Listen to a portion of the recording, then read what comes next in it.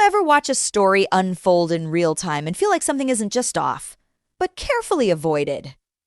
Because over the last few days, a live moment involving Erika Kirk has reignited serious questions about who's being protected, who's deflecting, and why certain details keep triggering such intense reactions.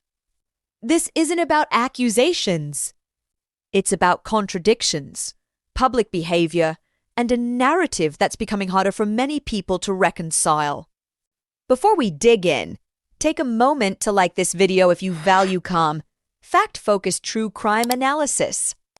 Subscribe if you want ongoing coverage that prioritizes critical thinking over outrage. Share this with someone who follows this case closely, and in the comments, let me know what stood out to you most and where you're watching from.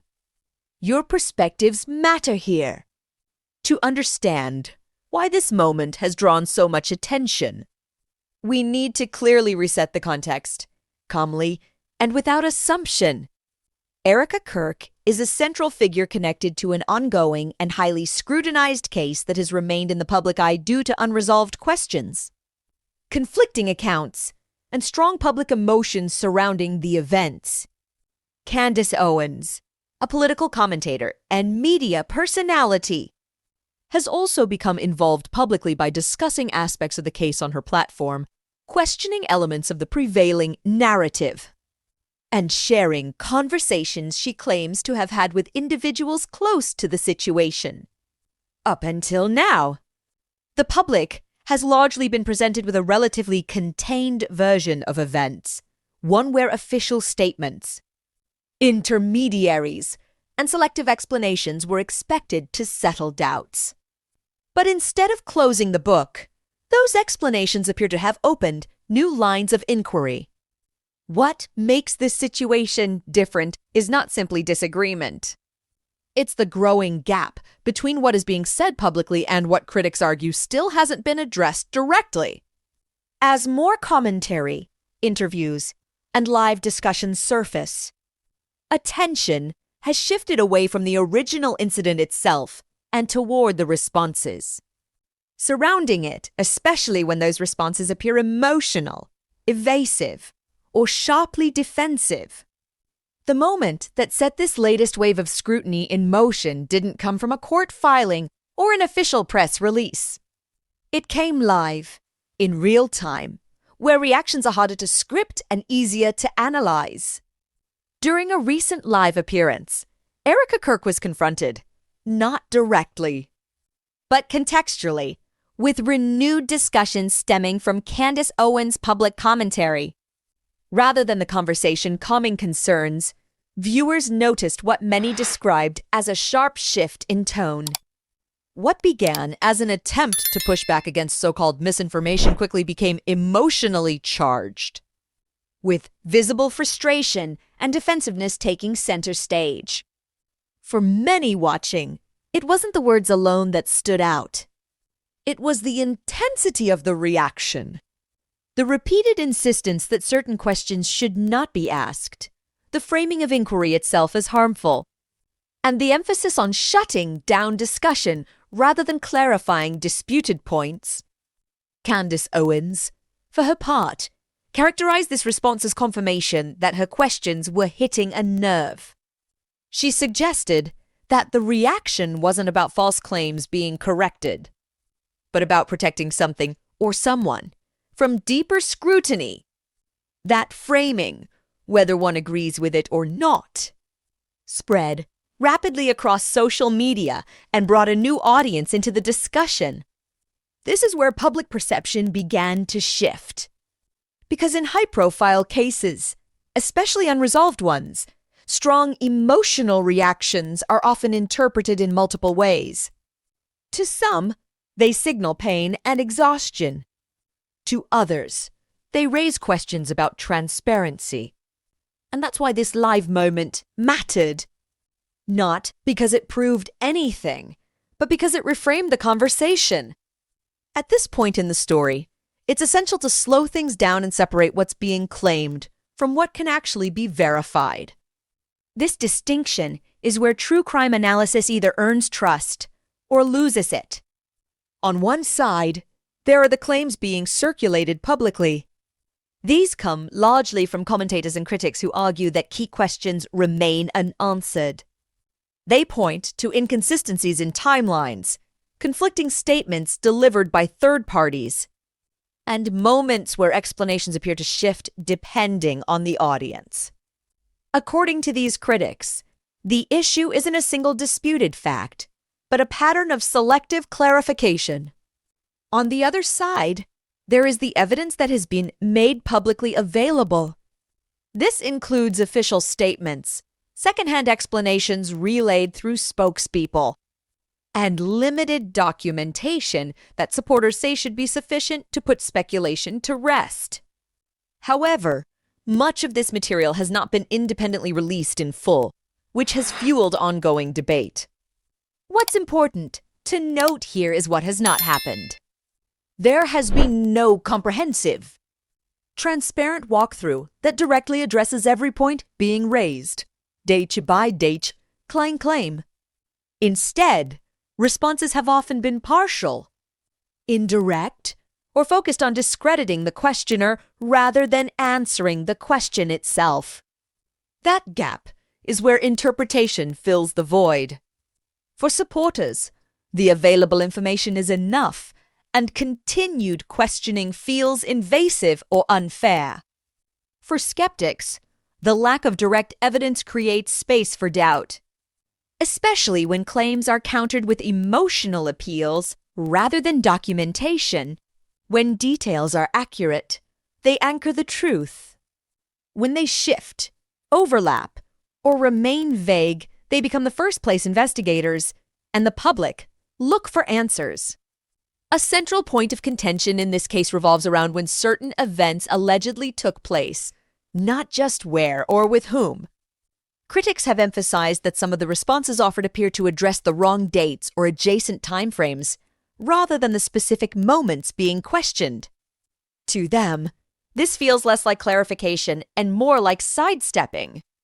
Supporters, however, argue that the timeline has been unfairly scrutinized and that providing any personal scheduling details at all should be sufficient. They maintain that mistakes or confusion around dates do not automatically imply deception, especially in emotionally charged circumstances. What complicates matters is how these timeline explanations were delivered. Instead of coming directly from the individual at the center of the controversy, they were often communicated through intermediaries. This has made it harder for observers to assess intent, accuracy, and context, and it has allowed conflicting interpretations to circulate simultaneously. As a result, the timeline has become less of a straight line and more of a disputed map. Certain hours are accounted for, others remain ambiguous, and the emphasis placed on different dates has only intensified skepticism. In cases like this, clarity doesn't just resolve doubt, it prevents it from growing. And when clarity is missing, timing becomes the language through which suspicion speaks. When cases move from courtrooms into the public sphere, behavior becomes part of the evidence people feel, even when it isn't evidence in the legal sense. That distinction matters, and it's one we need to handle carefully. In recent appearances, many viewers have commented on what they perceive as heightened emotional responses, defensiveness, frustration, and a strong push to shut down further discussion. For some, this comes across as a natural reaction to prolonged scrutiny and personal grief. Trauma does not follow a script, and no two people process public pressure the same way.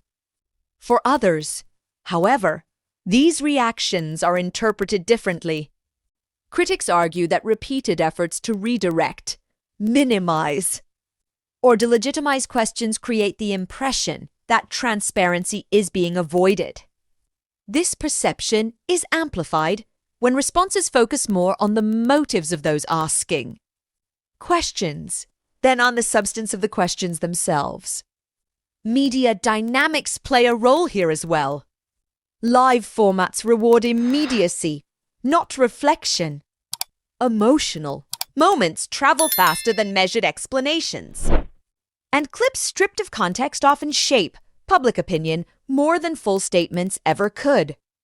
Once those clips circulate, they take on a life of their own, reinforcing narratives that may or may not reflect the full picture.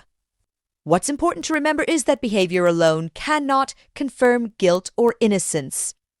But in unresolved cases, behavior influences trust.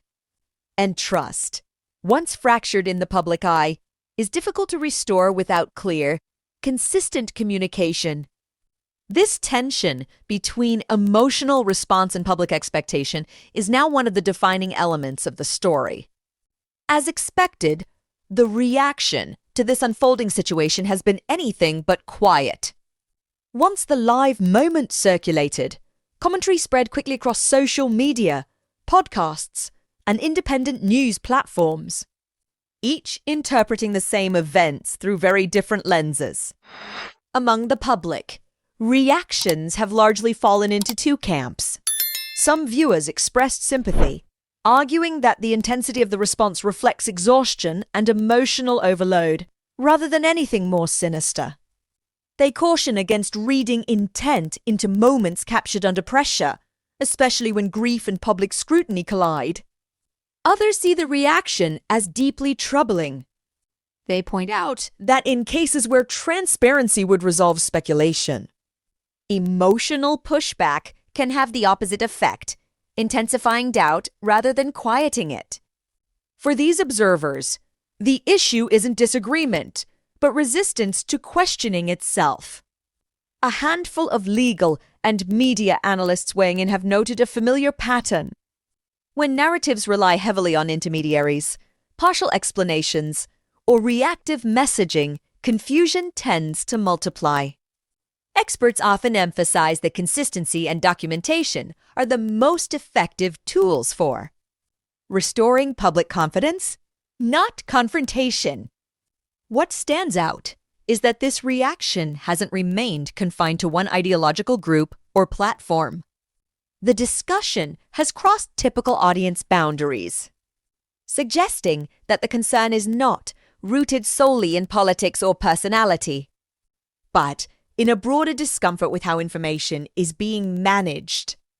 And when skepticism spreads beyond a core audience, it signals that the story has entered a new phase, one driven less by claims and more by credibility.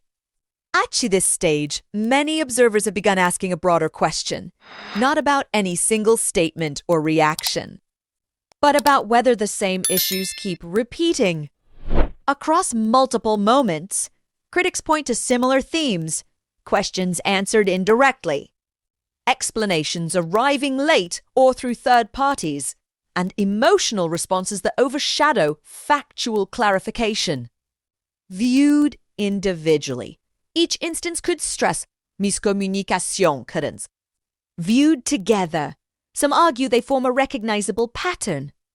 Supporters strongly disagree with that interpretation.